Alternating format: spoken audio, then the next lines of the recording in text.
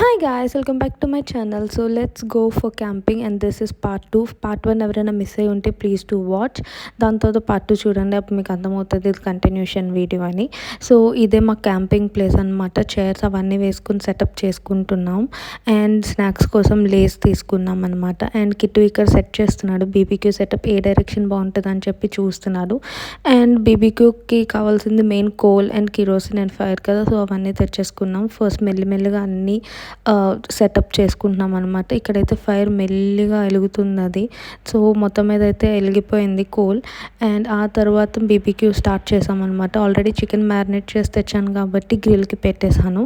And ఇక్కడ నేను camp fire start చేద్దామని చెప్పి స్టార్ట్ చేసాను, బట్ అక్కడ ఇక్కడ నాకు చేయి కాలింది అనమాట.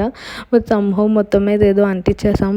బాగుండింది సెటప్ అంతా కూడా. ఫైర్ మొత్తం లైక్ క్యాంప్ ఫైర్ సెటప్ అంతా బాగుండింది. అక్కడ చికెన్ గ్రిల్ అవుతుంది, క్యాంప్ ఫైర్ సెటప్ చాలా మాట్లాడుకున్నాం.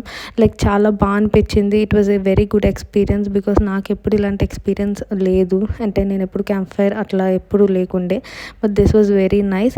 అక్కడ నేను స్వీట్ కార్న్ తెచ్చుకున్నాను, సో అది గ్రిల్ చేసుకుంటున్నాను and salad. And this grill cashew nuts తింటున్నాను అనమాట.